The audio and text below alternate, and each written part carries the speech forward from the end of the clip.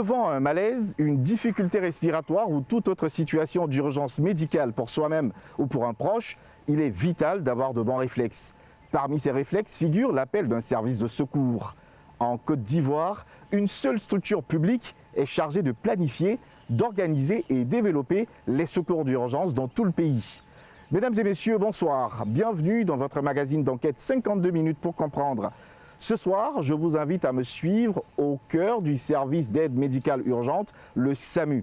À Abidjan et ses environs, une quarantaine de médecins et d'infirmiers sont mobilisés 24 heures sur 24, 7 jours sur 7, pour porter assistance et évacuer le plus vite possible les personnes en situation de détresse médicale. Alors, quelles sont les responsabilités de cette unité? Comment s'organise une assistance médicale d'urgence? De quels moyens dispose le SAMU pour faire face aux nombreux appels à l'aide? Quelle relation existe-t-il entre le SAMU et les structures hospitalières? Dans la deuxième partie de cette émission, je recevrai le docteur Jacques Sissoko, directeur du service d'aide médicale urgente, le SAMU, qui répondra à toutes mes questions. Mais avant cela, je vous invite à suivre cette immersion dans le quotidien des urgentistes du SAMU, un document inédit réalisé par les équipes de Soprod.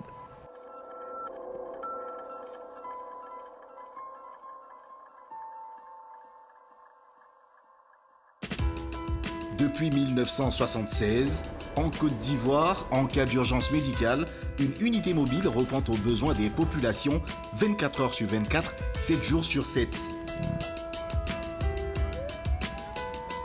C'est le SAMU. Dans cette ambulance, le docteur Dibi, médecin urgentiste depuis 4 ans au SAMU. Donc nous sommes en route vers vous. Le domicile est où? Rivera Bonoumen. On va vous appeler une fois qu'on a l'église au veille. On va à Bonoumen pour une intervention primaire. Un patient qui est à son domicile et qui aurait fait un malaise. Donc, pour ce cas spécifique, qu'est-ce qu'il faut faire vous de patient? Pour ce cas spécifique, c'est un patient qui est d'un certain âge et qui a plusieurs tas, notamment qui a fait plusieurs épisodes d'AVC ischémique avec des séquelles, et qui aujourd'hui présente une détresse respiratoire et qui nécessite une prise en charge particulière.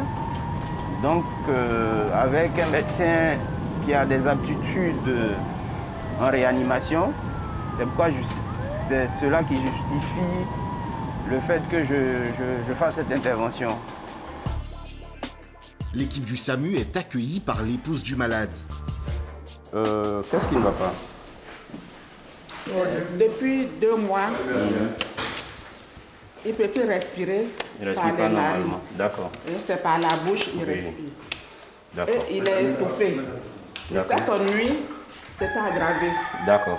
Il est étouffé, puis il se débattait. D'accord. Et au petit matin, il a commencé à baver. Oui. Depuis 2 mois, vous n'êtes pas là à l'hôpital? Non, le professeur a dit de mettre un lit médicalisé dans la chambre. D'accord. Vous pouvez voir ça, ça y est. Ok, il est suivi par quelqu'un. Il y a quelqu'un qui vient le voir, qui le suit. D'accord. Pourquoi on l'a appelé le SAMU? On a appelé les SAMU parce que je suis désemparée. Donc je ne savais plus à quelle porte taper. Puis j'ai appelé son médecin qui le suit. Et c'est lui qui a dit avec les SAMU, ça sera mieux. Parce qu'ils pourront savoir comment ça se passe et puis comment le tenir pour le descendre, comme nous sommes à l'étage. Donc c'est pour ça qu'on les a appelés. Parce qu'avec eux, il y a les médecins et tout. Or, si on les trouve pour les mettre dans la rotation, on ne sait pas comment ça va se passer. Est-ce qu'il a perdu connaissance? Après, depuis 1 an, il ne reconnaît plus. Oui, on nous a dit qu'il avait fait des épisodes d'AVC. Donc ce sont les séquelles de son AVC. Oui. Mais nous comprenons. Papa, il s'appelle comment? Alphonse. Après 3 AVC, cet homme paralysé des membres inférieurs ne peut ni parler ni manger seul. On va lui faire une glycémie. La glycémie, c'est pour voir le taux de sucre dans le sang qui témoigne de l'état d'alimentation, quoi. Pourquoi c'est indispensable? C'est indispensable chez lui parce que c'est un patient qui a un trouble de la conscience et qui n'arrive pas à demander à manger quand il a faim. Vous, quand vous avez faim, vous partez prendre de quoi manger. Mais lui, ce sont les parents qui l'aident à manger. Et il ne peut pas toujours leur dire j'ai faim. Et quand nous on arrive, un patient qui est déjà dans un état comateux, il faut qu'on vérifie qu'il ne fait pas une hypoglycémie. Après avoir stabilisé le patient, les équipes du SAMU le transfèrent à l'hôpital. Là, il est conscient, mais aphasique. Certainement dû à son AVC passé. Donc, ce sont les séquelles de l'AVC. Il n'arrive pas à parler, mais là, il nous comprend. Et quand on lui demande d'exécuter des mouvements, il le fait. Là, vous avez déjà appelé le CHU d'Angers? Oui, le CHU d'Angers est informé. Et normalement, ils nous attendent aux urgences pour recevoir le patient. En moyenne, le SAMU effectue une 50aine d'interventions à domicile par mois. Avec les missions accomplies? Oui, mission accomplie, parce que là, nous avons conditionné notre patient et il est arrivé à bon port. Nos confrères l'ont reçu et ont déjà commencé la prise en charge. Centre d'appel du SAMU. Quand vous composez le 185 en urgence, c'est ici que vos appels sont réceptionnés. SAMU, bonjour. SAMU, bonjour. Allô? SAMU, bonjour. Allô? Allô? Plus de 500 appels par heure sont enregistrés. Pour les réceptionner, 2 agents et un médecin régulateur. Il est à la maison. D'accord, vous patientez un instant. Je vais vous passer le médecin pour qu'il puisse déjà prendre les informations et puis appel médical. Il s'agirait de quelqu'un qui ne respire pas bien. C'est depuis quand vous avez constaté qu'il ne respire plus? C'est ce matin, comme il ne se réveille pas. On a fini, j'ai vu on l'a tapé, il ne répondait pas. On avait la voix de sa chambre. Il était couché par terre. Oui, il peut avoir quel âge comme ça? Il peut avoir quel âge? 70 ans. Il a tension, il a un problème de cœur. Oui, il a un problème de cœur. Ok, il est suivi en cardiologie. Oui, il est suivi en cardiologie. Ok, calmez-vous, prenez mal en passant, on envoie une équipe pour voir. D'accord, merci beaucoup. Ok, à tout à l'heure. Allô, bonjour. Bon, oui, bonjour, vous êtes au SAMU, oui. Sur le service de réanimation du CHU de Treichville. Réanimation CHU de Treichville, oui. On souhaiterait transférer un patient, un nourrisson de 13 mois qui est intubé ventilé. D'accord. On souhaite faire une première responsabilité. Donc un nourrisson qui est intubé ventilé. D'accord. Il est... On peut avoir son poids? C'est le service de réanimation de CHU de Treichville. Ils ont un nourrisson qui est sous assistance ventilatoire. Donc ça, c'est un gros patient voilà, à déplacer. Il est intubé ventilé, c'est-à-dire qu'il a une machine qui l'aide à respirer. Donc il nous sollicite pour pouvoir le déplacer. Brice Sella est médecin urgentiste depuis 6 ans. Bien qu'il poursuive l'ambulance pour porter assistance à un malade, il continue de coordonner les équipes terrain du SAMU. Allô, oui, docteur? Oui, chef. Oui. Je viens de voir la patiente, c'était pour faire le point. Vas-y, je t'écoute. C'est une patiente de 52 ans. Hypertendue chronique suivie. Oui. Voilà. Et elle est obèse dans sa pointe. Est-ce qu'elle a une voie veineuse? Elle a une voie veineuse. Ok, mais vérifie si elle a reçu son traitement thromboembolique. Et puis, si on ne peut pas la déplacer le brancard, bon, ça va être compliqué. Je te reviens alors. Hein, vérifie cette information, je te reviens. D'accord, chef. Bon. Dans quel état d'esprit vous travaillez? Oh, c'est un stress permanent, mais on arrive à maîtriser. Sinon, le stress, il est là. Donc, le stress aussi permet de pouvoir nous garder en alerte. Parce qu'il faut que tu sois vraiment très en alerte pour ne pas passer à côté d'une faute élémentaire quand même. Voilà, donc le stress, c'est les vies des gens qu'on gère, c'est des vies humaines. Donc il faut vraiment être au pain fin des détails. La présence du SAMU est requise au CHU de Treichville pour l'évacuation d'un nourrisson vers une clinique. Sur les lieux, le docteur Sella est comme chez lui. C'est un ancien du service réanimation. Ah, c'est sur respect qu'on va partir, c'est ça?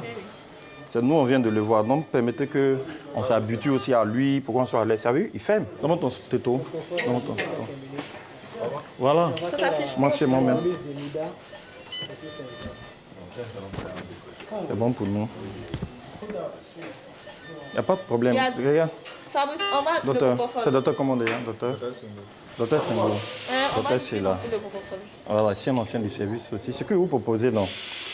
Puisqu'on part avec cette machine, on ne s'en met pas. On le met en mode intermédiaire, le mode où il s'adapte. On s'en va avec lui calmement. Il va faire son scan, il va vous revenir. Ceci devait par exemple partir avec nous, notre machine qui ne fait que du contrôler.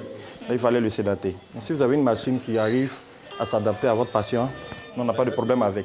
Au scan, il ne va pas bouger. Non, là, il est dans nos mains, il ne faut même pas t'inquiéter.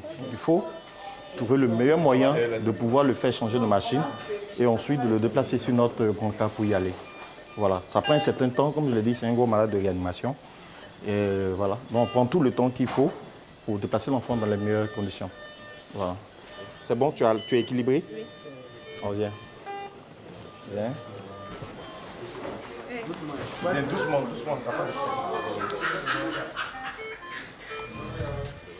Après 30 minutes de manipulation, l'enfant est transporté dans une ambulance. Le SAMU est une structure préhospitalière. Il est composé de 2 grands services, le centre des grands brûlés et le service mobile d'urgence et de réanimation, le SMUR. Il est en charge des couvertures médicales en cas de manifestation, des transports médicaux terrestres et aériens, des conseils médicaux et des soins à domicile ou SOS.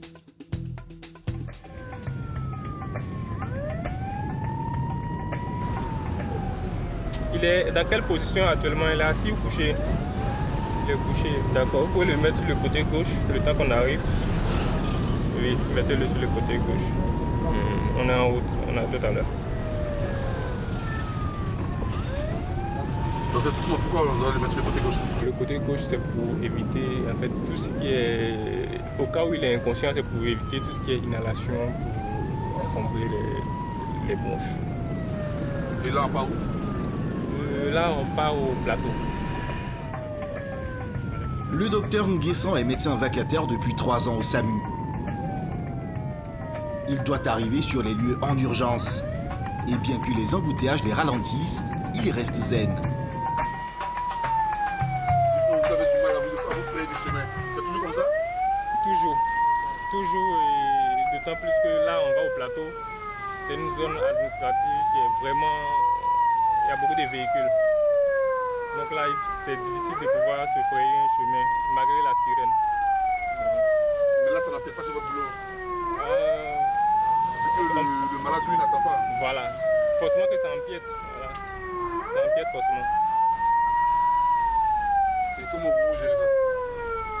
Bon, voilà, on est obligé d'avancer à pas de tortue, quoi.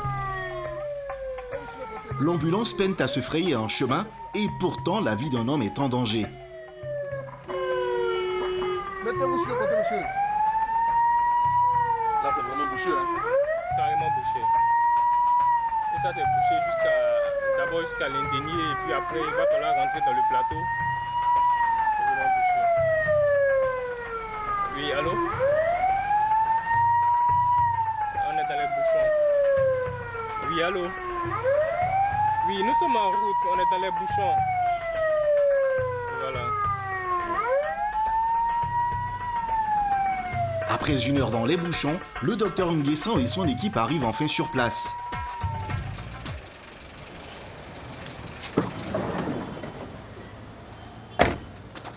Le sac avec tout le matériel de tension, voilà.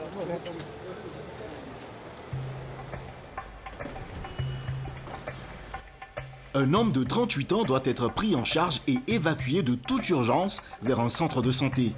Après un malaise, les équipes ont découvert une hémorragie.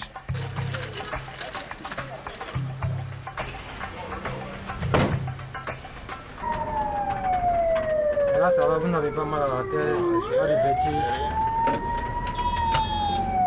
Dites-nous, c'était quoi?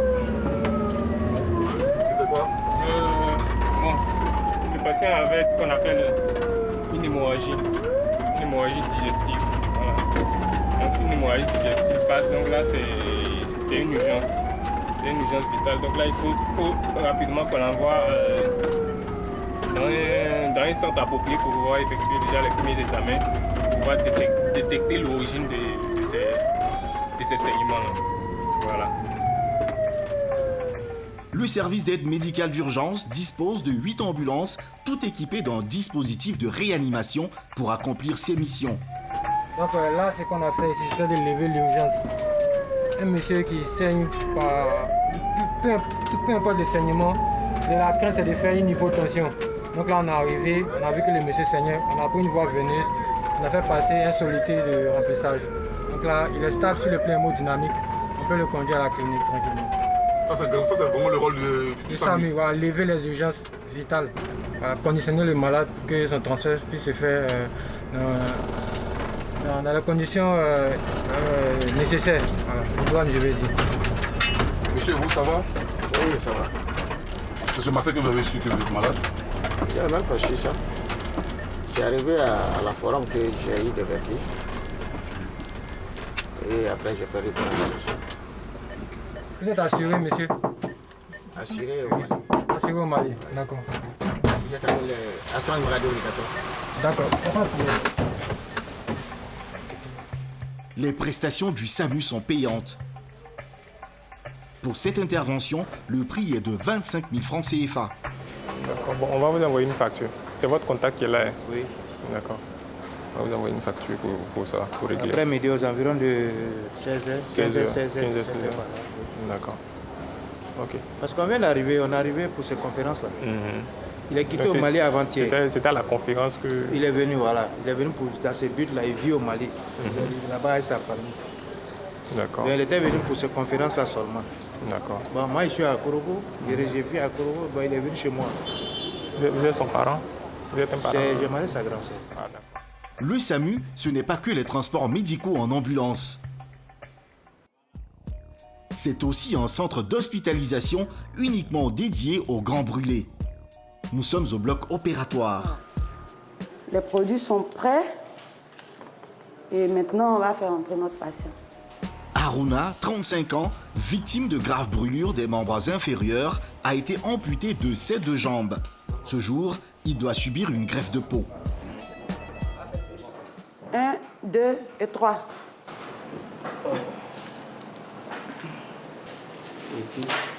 Ici et puis là. Comme je t'ai dit, hein? Voilà. Après, on va mettre dans l'appareil multiplié pour que ça soit beaucoup. Docteur, c'est important pour vous de lui dire tout ça, de le rassurer? Oui, je lui ai dit tout cela hier.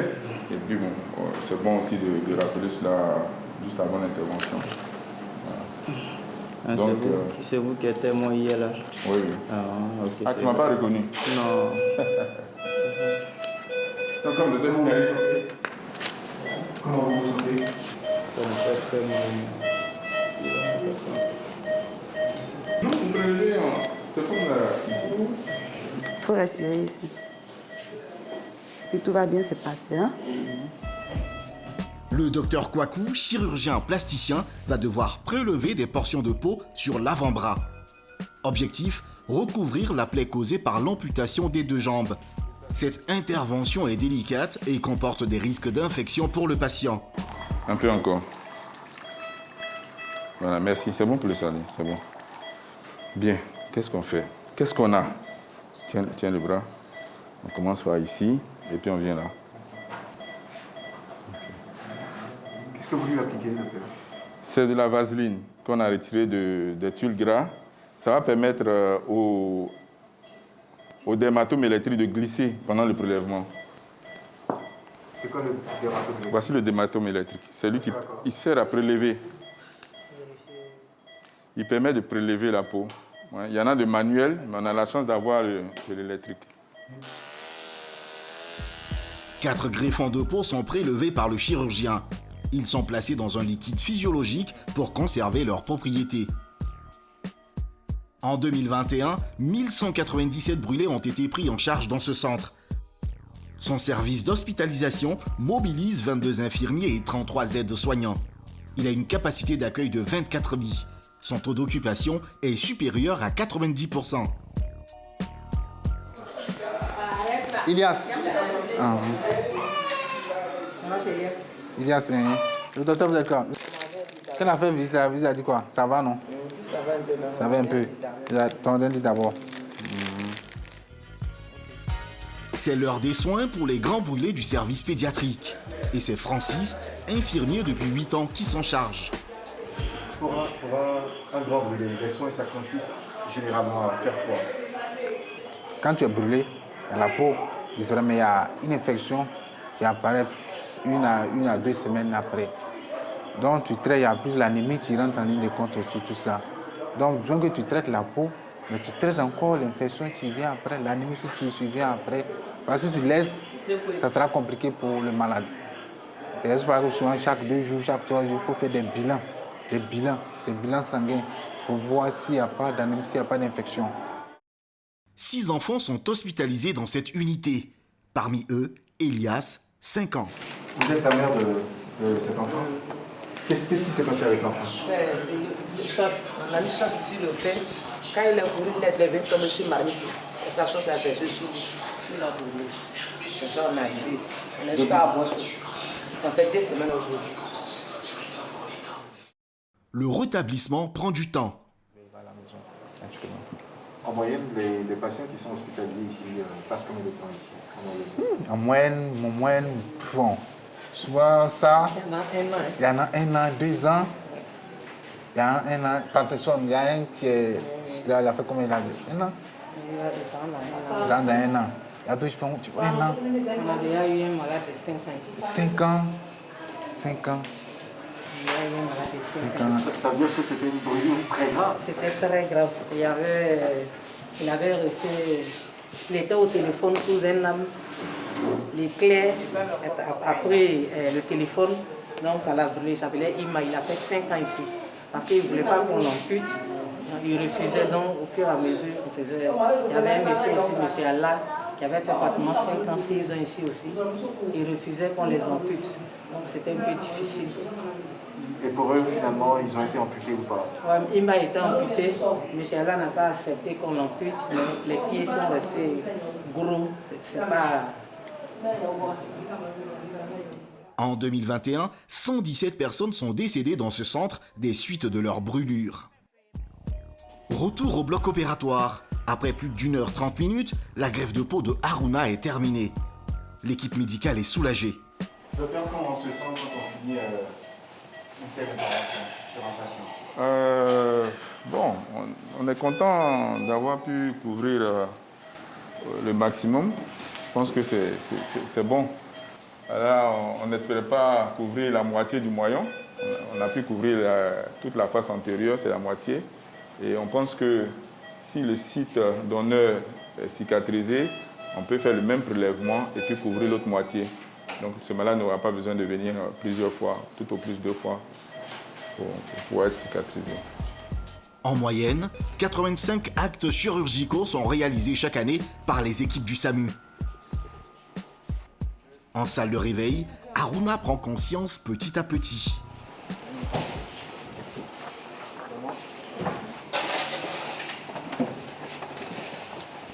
Haruna, ça va? On a fini. Hein? Docteur, c'est important de toujours être aux côtés du patient. Oui, le rassurer et tout. Parce que souvent, quand ils sortent, ils sont également très anxieux. Donc, il faut le rassurer. Ils se demandent bien qu'est-ce qui s'est passé au bloc. Donc, il faut les rassurer. Il faut leur dire que l'intervention s'est bien passée, qu'ils sont de bonnes mains et tout. Il dit quoi?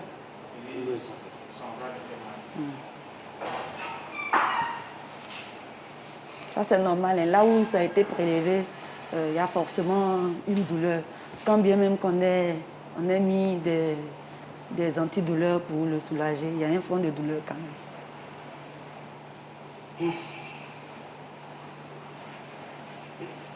Mais là, va vous faire mal. D'accord, on va te mettre autre médicament. Hein? Mais là, va vous faire mal. Tu avais fait acupuncture.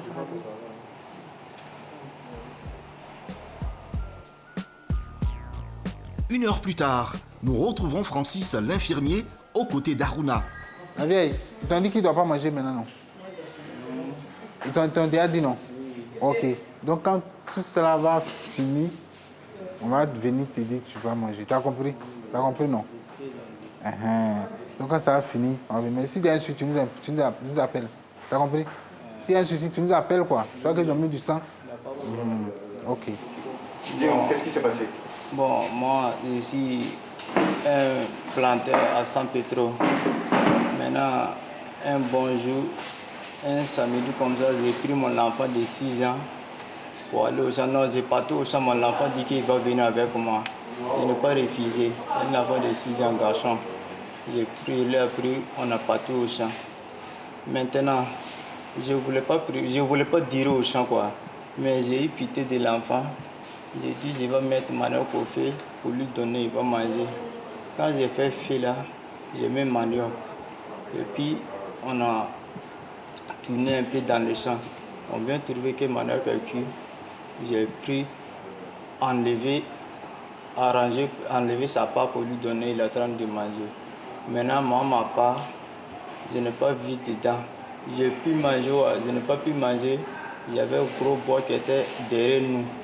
Donc, ce bois-là, en haut, la branche l'a quitté, tombé sur l'hangar. Donc, c'est tombé sur moi. Maintenant, Dieu merci, ce n'est pas eu l'enfant là. L'enfant était resté toujours côté. Maintenant, moi, j'étais évanoui. C'est mes 2 pieds qui sont tombés dans le même feu que moi j'ai allumé. Donc, mes pieds ont brûlé comme j'étais évanoui.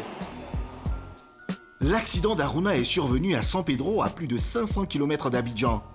Le temps d'être pris en charge au centre des Grands Brûlés, ses jambes étaient irrécupérables. Ouais, quand on voit l'image, tu peux penser à quoi une brûlure de peut-être 3-4 mois. Mais c'était à J1, c'est ça? Oui. C'est le lendemain qu'ils sont arrivés ici. J1. Donc nous, tout ce qu'on a vu, nous on a dit, mais pourquoi c'est maintenant tu arrives depuis, tu es brûlé, viens en fait. Non, que c'est le lendemain je suis arrivé ici. Il y a totalement. Mais merci, on a pris le bloc, on a pris le côté, on a pu surveiller le reste. Quand je puisse retrouver. Et s'il y a d'autres. Il est arrivé en quelques jours seulement, il a commencé à avoir des asticots. C'était complètement foutu. Et quand tu fais les pansements, c'est les asticots, tu sors les asticots, tu sors des bêtes, tu sors dans les trucs comme ça, les bêtes sortaient, tu ne pouvais pas dans le bloc. Et même avec l'odeur, ça fatiguait les autres patients ici, tout ça, tu ne pouvais pas supporter. Et vous, personnellement, vous êtes habitué à ce genre de choses? Comme c'est notre métier, on est habitué. Ça, à ce moment-là, mon ancien peut témoigner, on est habitué des odeurs. On finit de faire pansement, ça va manger.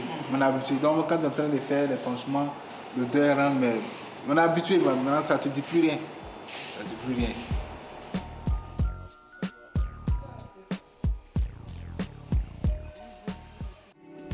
« 22h, au service d'aide médicale d'urgence. La pression retombe pour les équipes. Petit moment de détente. Depuis ma tête, d'abord, on va manger là. Qu'est-ce qu'il y a? Dis-moi, parmi vous, c'est qui le plus ancien? Le plus ancien. Le plus ancien. Le plus ancien. Le plus ancien. C'est. Parmi nous, c'est lui. Moi, je suis le plus. Non. En présentiel, c'est lui. Non, c'est vrai, tout c'est lui, c'est vrai. Non, plus ancien. En présentiel? Non, en présentiel, c'est lui. On est rentrés ensemble. Administratif, c'est moi. La nuit, les urgentistes restent éveillés en cas d'urgence. Là, même là, en train de manger, s'il y a une intervention primaire, on est obligé d'arrêter. Donc, on n'a pas arrêté. Je pense que c'est maintenant que les équipes ont le temps même de bien se restaurer. Voilà. Il est 3h du matin et les équipes sont appelées. Il est 3h du matin pour ton intervention? Oui, bon, en fait, le SAMU, c'est un service d'urgence, donc même à n'importe quelle heure, il faut se dépêcher, il faut faire parce que, en fait, c'est pour ça que nous sommes là, en fait. C'est le travail. Et c'est quel genre d'urgence? Bon, ça c'est une intervention qu'on appelle SOS, c'est une intervention primaire. Il faut arriver chez le patient très tôt parce que nous ne savons pas directement ce qui se passe. Donc actuellement, il faut faire vite parce que je peux arriver que ce soit peut-être une perte de connaissance, un patient qui présente en fait des signes très graves. Donc il faut arriver très vite pour pouvoir aider le patient. Direction Cocody, Cité des Arts. Le docteur Koumassi a peu d'informations sur la situation en cours. Seule évidence, il doit faire vite car la vie d'une personne est peut-être en danger. Vous avez voulu combien de fois? Je pense 4-5 fois. 4-5 fois. Et ça accompagne des douleurs? C'est plus quand... Non, pas vraiment, c'est plus l'estomac qui fait mal. L'estomac? Ouais, juste avant d'aller aux toilettes. Vous avez mangé quelque chose? J'ai mangé, comment on appelle, à 20h. D'accord. Midi avec du poulet. J'ai pas mangé beaucoup. Juste un peu? Oui. Parce que vous n'avez pas d'appétit, mais... Je me sentais déjà pas très bien en fait, j'étais nauséeuse. Après de brefs échanges, le médecin soupçonne une indigestion. Il va donc lui administrer les premiers soins. Vu qu'elle a vomi et a présenté des diarrhées, il va falloir qu'on prenne une voie. S'il y a des douleurs, il faut calmer la douleur. Il faut essayer d'arrêter les vomissements et puis la diarrhée également. Voilà pourquoi on va prendre une voie tout à l'heure. En fonction de ça, par rapport à l'évolution, on verra s'il faut aller dans une clinique ou bien si elle peut rester en fait. Voilà. L'état de santé de cette patiente n'est pas alarmant. C'est un cas qui ne nécessite pas un transport vers un centre de santé. Bon là, elle dit que ça va mieux. Je pense que l'urgence a été levée. Le moment on va l'observer. Et puis en fonction de l'évolution, on va juste mettre peut-être 5 à 10 minutes pour voir l'évolution. Et en fonction de ça, on va soit aller. Mais pour le moment, avec l'évolution, je pense bien que ce n'est pas un malade à déplacer. Voilà. Il va rester là juste quelques temps et puis là, actuellement, il n'a plus de fièvre, il n'a plus de douleur, les vomissements sont arrêtés. Et bon, je pense que ça évolue bien, donc ce n'est pas nécessaire de la déplacer. Qu'est-ce que vous avez diagnostiqué concrètement? Bon, pour le moment, je pense que c'est juste une indigestion parce qu'elle a dit qu'elle a mangé hier poulet avec assez de trucs. Je pense que c'est une indigestion. Mais vu qu'elle a fait une fièvre, ça peut être aussi un palu. Donc, sûrement, je vais lui dire demain, comme ça, de se rendre dans une clinique pour faire un test de palu, pour voir en fait si ce n'est pas un palu qui est en dessous. 10 minutes plus tard, avec l'assurance d'avoir stabilisé la dame, il est temps pour lui et son équipe de regagner la base. Le jour se lève sur le SAMU. Après 24 heures d'intervention non-stop, une nouvelle équipe prend la relève. Donc, dites-nous, la garde, ça a été hier? Oui, la garde s'est bien passée. Là, on part pour le... Oui, plutôt calme, oui.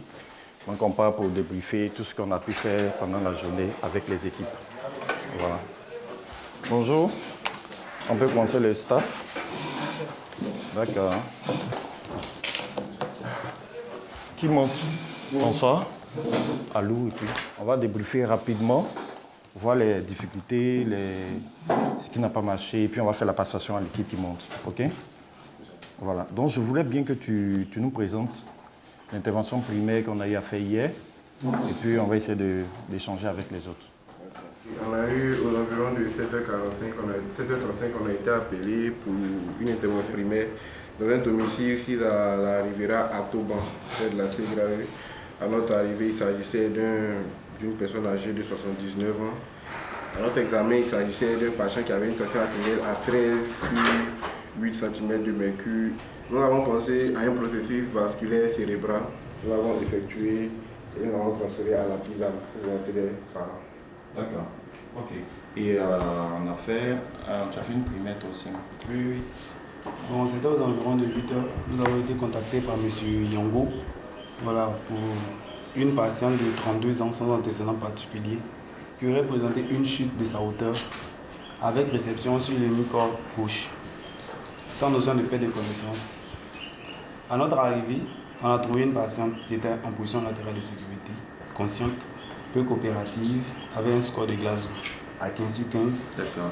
Sa tension artérielle était à 123 sur 72. Donc nous avons pensé automatiquement à une crise d'hystérie. Voilà, vu le contexte quand on a interrogé la patiente. D'accord. Ah, donc ça, c'est un syndrome H. D'accord. Donc c'est une patiente, ça nous arrive souvent, des crises d'hystérie. C'est dit des patients qui, avec un contexte familial, un contexte émotionnel, qui peuvent simuler des maladies, des comas, des trucs.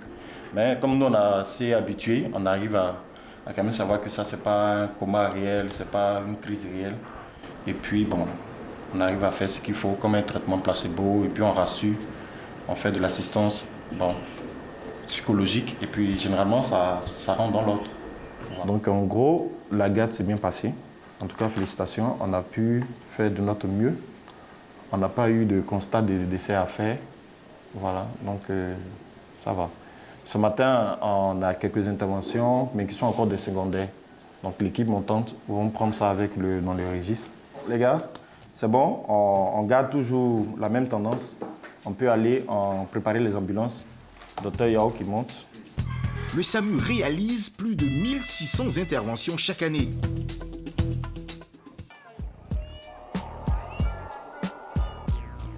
Une semaine plus tard, au centre des Grands Brûlés, nous retrouvons Haruna. Il est en compagnie de Ben, kinésiste depuis 3 ans en charge de sa rééducation.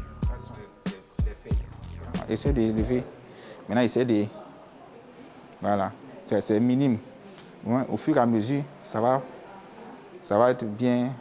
La force motrice va être bien. Chaque jour, tu dois le faire. Au fur et à mesure, pour augmenter... Voilà. Pour augmenter les choses, tu dois le faire chaque jour. Voilà. Je sais que ce n'est pas facile pour vous de pouvoir faire les mouvements que le kiné vous dit, mais est-ce que vous arrivez à faire ces petits mouvements? Bon, j'essaie à faire un peu. Voilà. Quand il a commencé à venir m'expliquer, voilà, j'essaie à faire un peu, chaque jour. Sinon, je pense que je vais le faire. La rééducation d'Haruna sera longue et douloureuse. Là, on peut te fabriquer un pied. Les pieds, genre en caoutchouc, là, ça va t'aider à marcher avec des béquilles. Sinon, voilà. Sinon, rester comme ça, tu ne vas pas rester comme ça. Actuellement, tu dépends des gens. Si tu veux tourner, tu as prévu de créer quelqu'un. Ah, ok. Si tu fais ça, le mouvement, et puis le mouvement va bien, qu'on a mis l'auto, ça. Toi seul, tu peux te lever pour sortir. Tu n'as pas besoin d'appeler quelqu'un. Ils ont coupé le pied, ça ne veut pas dire que ta vie est terminée. Tu dois chaque fois bouger.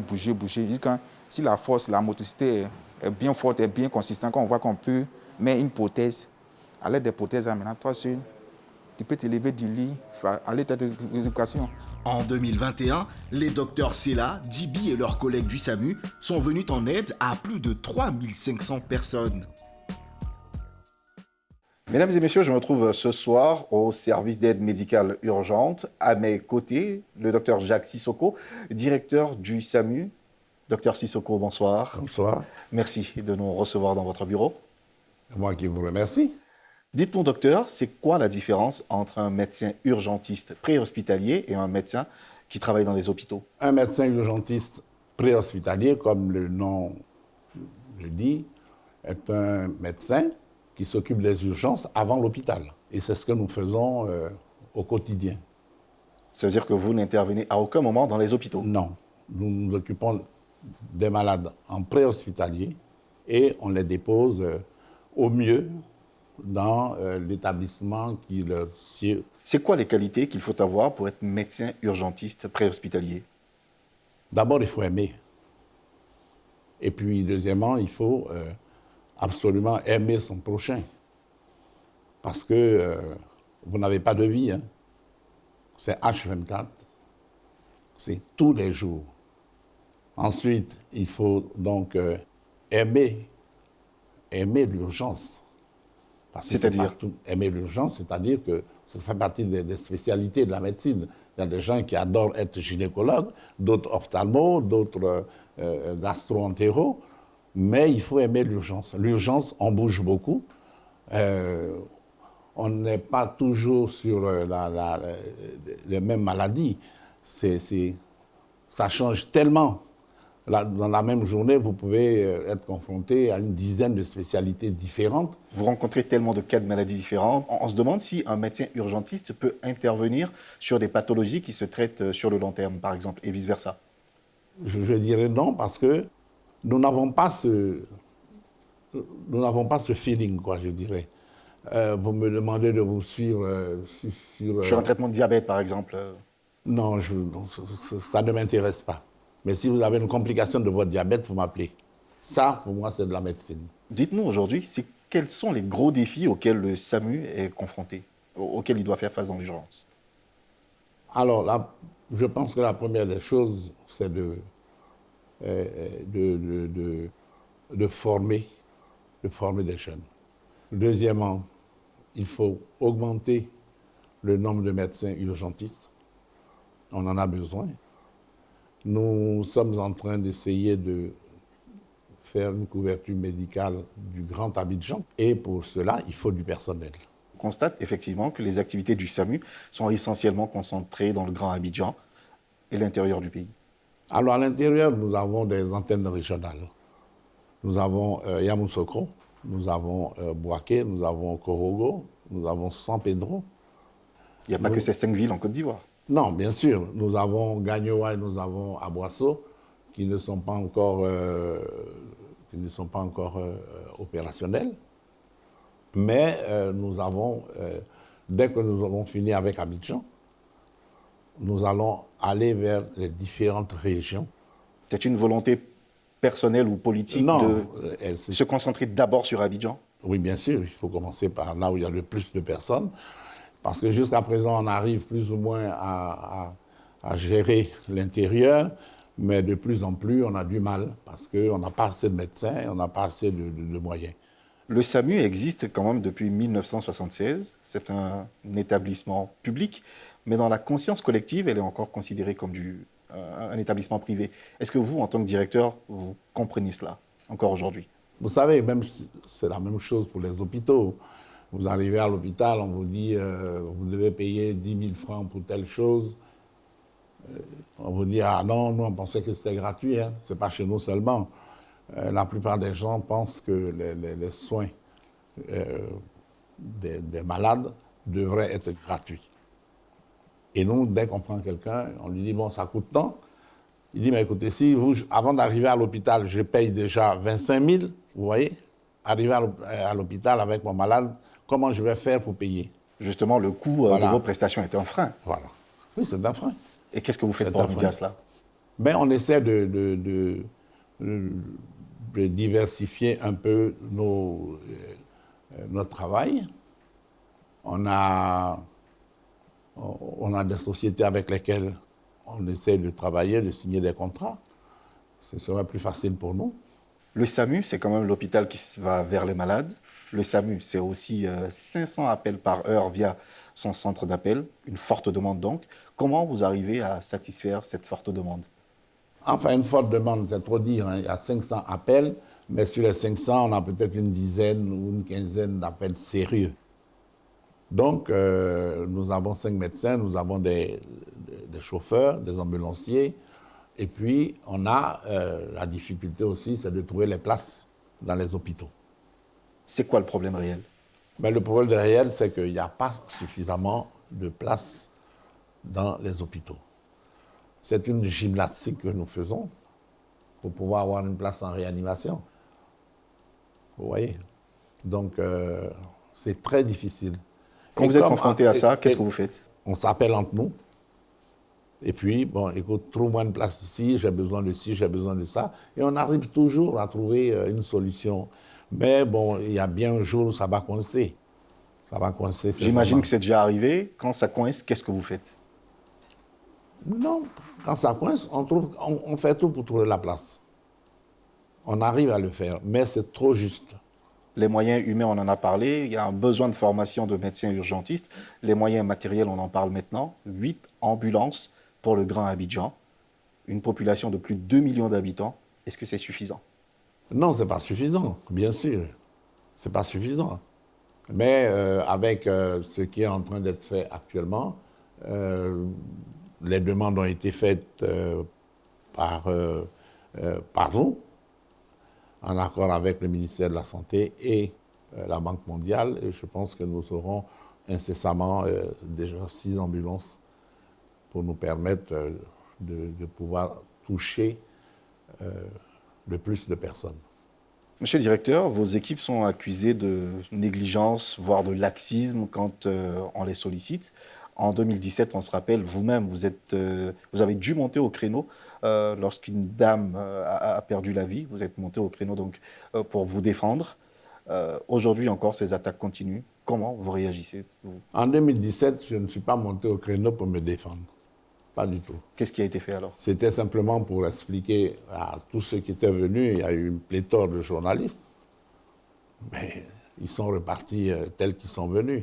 C'est-à-dire? C'est-à-dire que chacun voulait savoir exactement de quoi était décédée cette dame. Parce que vous étiez sur le banc des accusés. Oui, que c'était nous, que c'était le SAMU. Mais ça n'avait rien à voir. Ça n'avait absolument rien à voir. Il y a eu un côté financier. À cause de l'argent, on ne s'est pas occupé de la dame. Quand je lui ai ressorti l'enveloppe que la dame nous devait et qu'on n'a jamais couru après elle pour se faire payer, et elle est décédée d'autre chose. Ce n'était pas à cause de cela, pas du tout. Vous n'arrivez pas justement à recouvrer la totalité de ce qu'on vous doit, mais pourquoi donc ne pas le faire gratuitement si vous n'arrivez pas à recouvrer le montant de ce qu'on vous doit? Non, on ne peut pas demander à une société d'avoir des soins gratuits à 100%. Ce n'est pas possible. Vous êtes une entité de l'État. L'État peut bien subventionner. Vous pensez que l'État ne subventionne pas suffisamment de choses en Côte d'Ivoire?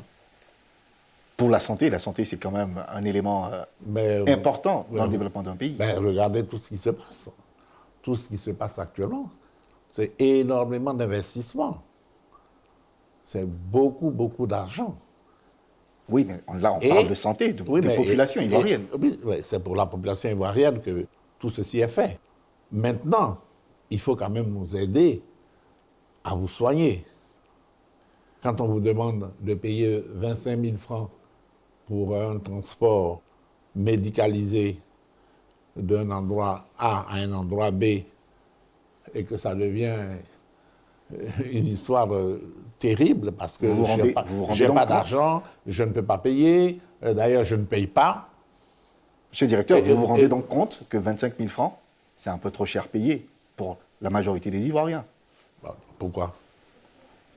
Par rapport à leur bourse, monsieur le directeur. Vous pensez?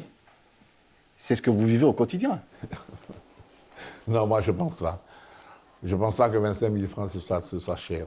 Et vous pensez que donc c'est un refus total et catégorique de payer, c'est ça? Non, les gens sont mauvais payeurs. Les mauvais payeurs dont vous parlez, qu'est-ce qu'ils encourent au plan pénal, par exemple? Au plan pénal, vous les amenez, vous dites je ne peux pas payer, qu'est-ce que vous faites? Vous pensez que le juge doit les mettre en prison parce qu'ils ne peuvent pas payer? Ah, ils ne peuvent pas. Le problème est là. Et nous, on ne peut pas dire, parce que vous ne payez pas, je ne vous soigne pas. Ah non. Nous, on parle, quand on finit de faire ce qu'on a à faire, c'est à ce moment qu'on dit qui paye, qui prend en charge. Mais en ce moment, on a fini de s'occuper du malade. Une des difficultés que vous rencontrez, vous l'avez dit, c'est le manque de moyens, le manque d'équipement. Et pourtant, en 2021, votre budget de fonctionnement excédait le milliard de francs CFA. Tout cet argent, il va où? En 2021. Mais vous oubliez que dans un budget, il y a tout. Vous avez tout dedans, vous avez les salaires déjà qu'il faut payer. Quand vous enlevez les salaires, vous avez le carburant qu'il faut payer, et ainsi de suite. Et on finit chaque fois, chaque année, on finit par demander des rallonges budgétaires pour pouvoir finir l'année. Plus d'1 milliard de budget, vous avez évoqué les salaires, mais je pense que... Il y a les salaires. On ne met pas 1 milliard je vous donne les salaires. Non, il y a les salaires. Vous avez les véhicules. Les véhicules, c'est-à-dire vous avez les réparations, les pneumatiques. Vous avez les pannes. Hein? Vous avez le service à faire tourner, comme partout. vous avez, vous avez l'informatique, vous avez... Tout ça, ça fait partie. Pour que le SAMU puisse fonctionner de façon optimum, le budget idéal pour vous, ce serait quoi? Ce serait combien? Non, je ne peux pas vous dire ça comme ça. Et pourquoi? Non, parce que j'ai préparé un budget pour l'année prochaine, mais on ne va jamais très loin par rapport à l'année N-1, parce que, par habitude, on n'a jamais eu ce qu'on voulait. Hein. Le SAMU intervient aussi lors des événements qui rassemblent du grand public. La Côte d'Ivoire se prépare à accueillir la CAN 2023, la Coupe d'Afrique des Nations, un événement qui va donc rassembler beaucoup de monde. Est-ce que vous êtes partie prenante dans l'organisation de cette CAN? Bon, je vous donne la nouvelle si vous ne l'avez pas. J'ai été nommé président de la commission santé pour l'organisation de la CAN. Ça veut dire que vous avez un degré important d'implication là-dedans? Effectivement. Il faut s'occuper de tous ceux qui vont entrer. Le président de la République a dit qu'il souhaitait qu'on fasse la meilleure CAN qui n'a jamais existé et que nous sommes partants. Et on espère pouvoir faire ce qu'il a demandé. En temps normal, vous êtes confronté à des problèmes de place dans les hôpitaux. Oui. Des milliers de personnes vont venir. Oui. C'est sûr que ce problème-là, il sera encore plus accru. Bon, on espère que non, mais... Ça, c'est de l'espoir. On s'apprête. On s'apprête. On n'a pas peur parce que... On aimerait aussi ne pas avoir peur comme vous, mais quand on regarde la situation actuelle, la réalité du moment, on se dit, il y a des raisons d'avoir peur. Avoir peur de quoi? Nous avons, par exemple... D'être débordés. Non, pas sur le stade. Je vais vous dire pourquoi. Nous avons peut-être peur parce que les gens vont prendre la route pour aller voir le deuxième match. Après avoir vu le premier match à Abidjan, ils vont prendre la route, l'autoroute, pour aller très vite, aller voir un deuxième match à Yamoussoukro. Donc il y aura beaucoup de mouvements. Pour cela, le groupement des sapeurs-pompiers fait partie intégrante de la commission. Vous voyez, maintenant, pour éviter les débordements à l'intérieur des stades, il y a quand même tout le système de sécurité qui existe. On a quand même la police, on a toutes ces personnes qui savent travailler. Monsieur le directeur, on arrive quasiment à la fin de notre entretien. Que souhaitez-vous que les Ivoiriens, les téléspectateurs retiennent du SAMU? Ce qu'il faut savoir, c'est que le SAMU est un établissement public. Ce n'est pas un établissement privé. Tout le monde peut faire appel au SAMU. On est là pour la population. Donc, ne vous gênez pas. Appelez. Dès que vous appelez, il y aura une réponse, d'une manière ou d'une autre. Il faut aussi que les Ivoiriens sachent que nous ne faisons jamais exprès pour venir en retard. Jamais. C'est la fin de ce numéro de votre magazine d'enquête 52 minutes pour comprendre. Pour revoir l'émission de ce soir, rendez-vous sur la page Facebook de la RTI, sur son site internet www.rti.ci ou sur la page Facebook de l'émission 52 minutes pour comprendre. Moi, j'aurai grand plaisir à vous retrouver dans 2 semaines pour une autre enquête.